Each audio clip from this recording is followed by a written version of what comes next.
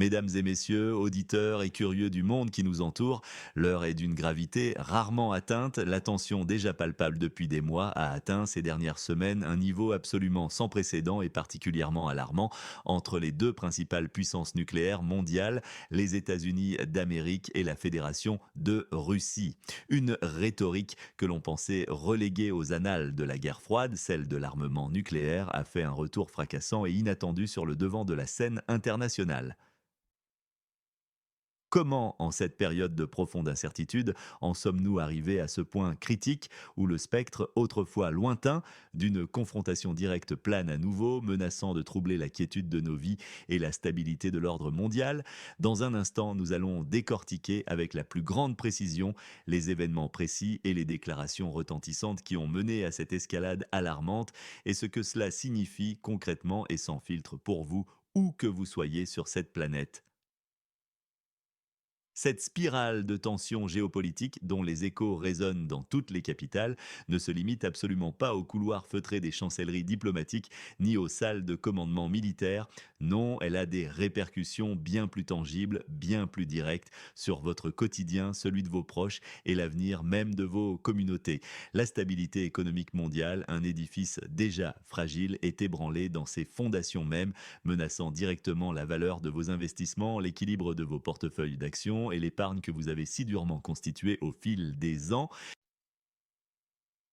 Les marchés financiers, véritables baromètres de la confiance globale, sont entrés dans une zone de turbulence extrême, entraînant des fluctuations imprévisibles et souvent brutales des prix de l'énergie, de l'alimentation et des matières premières essentielles. Mais au-delà des chiffres froids et des graphiques boursiers, c'est la perception même de la sécurité collective et individuelle qui est profondément remise en question. Le risque de perturbation majeure des chaînes logistiques internationales, l'accroissement des menaces de cyberattaques dévastatrices contre nos infrastructures critiques, ou même, pour certains, la perspective lointaine mais désormais plus réaliste de menaces directes à la paix et à l'intégrité de nos frontières nationales, n'a jamais été aussi palpable. Les enjeux sont absolument immenses et les conséquences potentielles de cette escalade pourraient être non seulement régionales, mais systémiques, affectant chaque recoin de notre monde interconnecté. L'étincelle initiale, celle qui a ravivé ce brasier diplomatique et militaire, est venue de l'ancien président des États-Unis, Donald Trump lui-même, il y a quelques semaines à peine, lors d'une interview télévisée d'une très grande visibilité et largement diffusée sur le territoire américain. L'ancien locataire de la Maison-Blanche a brisé, avec une audace et une franchise déconcertantes, un tabou longtemps respecté dans les relations internationales. Il a évoqué de manière totalement ouverte et sans la moindre ambiguïté sa ferme intention et sa volonté assumée de recourir à l'utilisation potentielle d'armes nucléaires. Une telle mesure serait envisagée, a-t-il précisé, si d'aventure les intérêts fondamentaux, les intérêts vitaux de la nation américaine venaient à être gravement et incontestablement menacés. Cette déclaration, d'une gravité historique et d'une portée sans précédent dans la rhétorique présidentielle moderne, a provoqué une onde de choc immédiate et puissante. Le Kremlin, siège du pouvoir russe, ainsi que de très nombreux dirigeants mondiaux, ont réagi sans délai, exprimant collectivement une vive et profonde préoccupation face à une telle rhétorique potentiellement explosive et profondément déstabilisatrice pour l'équilibre géopolitique mondial. Washington n'a pas tardé à accompagner cette rhétorique percutante de mouvements concrets et très visibles sur l'échiquier militaire international. Les forces armées américaines ont ainsi commencé à transférer activement des armements stratégiques de très grande envergure, des systèmes d'armes sophistiqués et à haute capacité, les positionnant dangereusement près des frontières occidentales de la Fédération de Russie. Un exemple frappant et hautement symbolique de ce déploiement est l'arrivée spectaculaire dans les eaux agitées de l'Atlantique Nord de l'imposant porte-avions nucléaire américain, l'USS Gerald R. Ford. Ce véritable colosse des mers, symbole éclatant de la puissance navale américaine, n'était pas seul dans cette mission. Il était escorté d'un groupe d'intervention navale complet et redoutable comprenant des sous-marins d'attaque furtifs et des frégates de pointe, toutes équipées de missiles de croisière à longue portée, dotées d'une capacité de frappe considérable. De telles capacités ont ainsi été ostensiblement projetées. Le Pentagone, par l'intermédiaire de ses porte-paroles officiels, a de son côté déclaré que ses déploiements maritimes et aériens ainsi que ses manœuvres s'inscrivaient rigoureusement dans le cadre d'exercices militaires planifiés de longue date. Ces opérations, selon la version officielle américaine visent essentiellement à assurer la stabilité régionale et à démontrer la préparation opérationnelle et la réactivité des forces armées américaines. Selon les déclarations officielles de Washington, il s'agit donc d'une routine de dissuasion défensive et non d'une quelconque provocation. Mais pour Moscou, la lecture de ces événements est radicalement et fondamentalement différente. Le Kremlin les a perçus comme une menace directe, existentielle et une provocation militaire inadmissible qui exigeait, selon ses propres termes, une réponse ferme, rapide et surtout immédiate. Le président russe Vladimir Poutine a ainsi rapidement convoqué une réunion extraordinaire et urgente du Conseil de sécurité de la Fédération. Durant cette session d'une tension palpable, il a commenté avec une fermeté inébranlable et des mots choisis les actions entreprises par les États-Unis et leurs alliés. Selon le dirigeant russe, toute tentative, qu'elle soit furtive ou manifeste, de rapprochement des forces nucléaires de l'OTAN, qu'elles soient américaines ou alliées, des frontières russes, en particulier sur son flanc occidental et dans la région de la mer Noire, serait interprétée sans ambiguïté aucune comme un acte d'agression directe et non provoquée. Il a solennellement prévenu que cela entraînerait, sans le moindre délai, une réponse qualifiée de symétrique. Ce terme lourd de sens signifie une riposte proportionnée mais résolue et ciblée à toute atteinte perçue à la sécurité nationale russe. La réponse militaire de Moscou ne s'est d'ailleurs pas fait attendre très longtemps. Quelques heures seulement après le discours retentissant de Vladimir Poutine, les forces de missiles stratégiques russes, mieux connues sous leur acronyme RVSN, ont mené leurs propres exercices à grande échelle. Ces manœuvres, d'une importance stratégique capitale, ont eu lieu dans les régions intérieures et fortement symboliques de Kalouga et de Saratov. Elles ont simulé le déploiement opérationnel et la mise en condition de combat de complexes nucléaires mobiles de dernière génération, notamment les systèmes intercontinentaux Yars et les planeurs hypersoniques avant-garde, réputés pour leur vélocité extrême, leur maniabilité et leur capacité à déjouer les défenses antimissiles existantes les plus avancées. C'était un message d'une clarté absolue de préparation et de dissuasion, envoyé directement et sans filtre à Washington et à l'Alliance Atlantique. Il convient de noter que l'escalade verbale est désormais suivie de manœuvres militaires concrètes et audacieuses, rendant la situation d'autant plus précaire et dangereuse. N'hésitez pas à nous écrire dans les commentaires de quelle ville ou de quel pays vous nous écoutez en ce moment même. Nous sommes toujours curieux de savoir où notre audience se situe et de lire vos impressions. Parallèlement à ces démonstrations de force militaire réciproques, des informations sensibles et potentiellement explosives ont commencé à filtrer dans les médias internationaux les plus influents.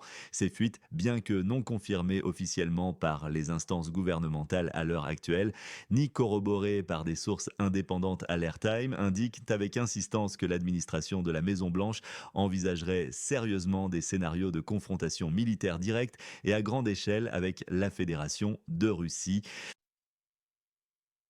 Ces plans de contingence d'une gravité exceptionnelle seraient activés, selon ces rapports, en cas d'aggravation significative et incontrôlable de la situation à la frontière avec un pays sur le Dniepr, un territoire déjà sous haute tension et sujet à des conflits depuis plusieurs années, ou dans la région baltique, un autre point chaud potentiel sur la carte européenne. Certains analystes et experts éminents en géopolitique et en stratégie militaire suggèrent un lien direct et troublant entre ces discussions stratégiques confidentielles et la potentielle résurgence de Donald Trump sur la scène politique américaine, notamment en vue des prochaines élections présidentielles.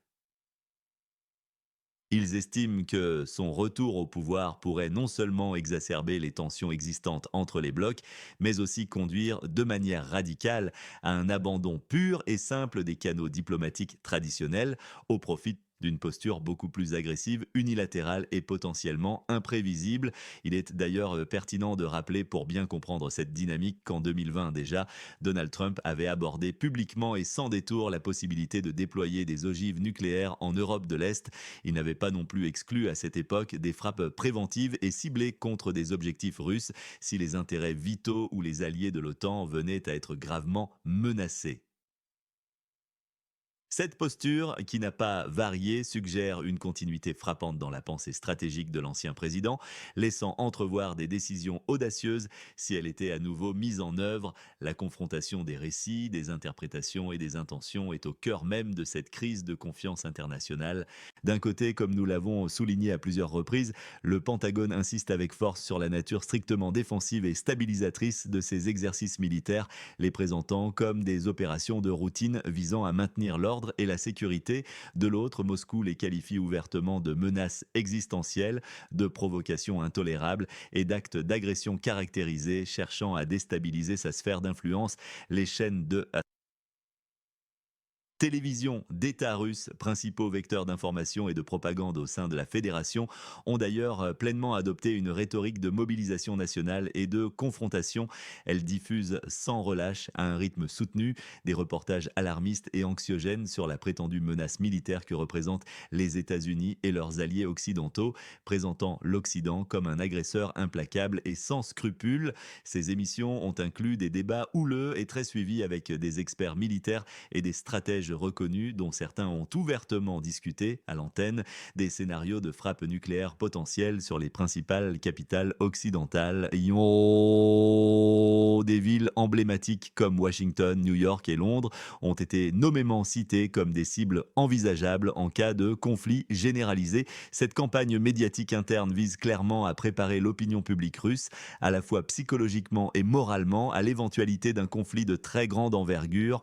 Un indicateur frappant de cette préparation est l'introduction récente et généralisée de cours de défense civile et de préparation aux situations d'urgence.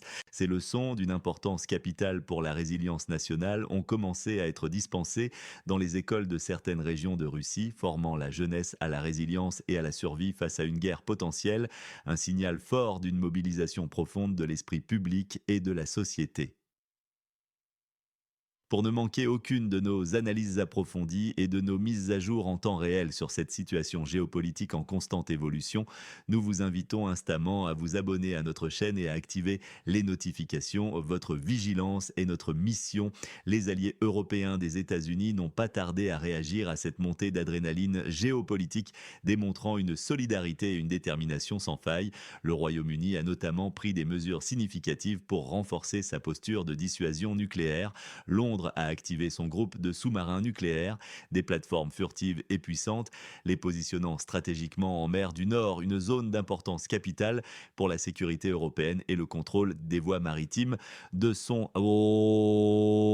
côté, la France, autre puissance nucléaire européenne et membre influent de l'OTAN, a déclaré une préparation au combat accru de ses forces stratégiques, signalant une vigilance maximale et une capacité de réponse rapide et autonome en cas de besoin.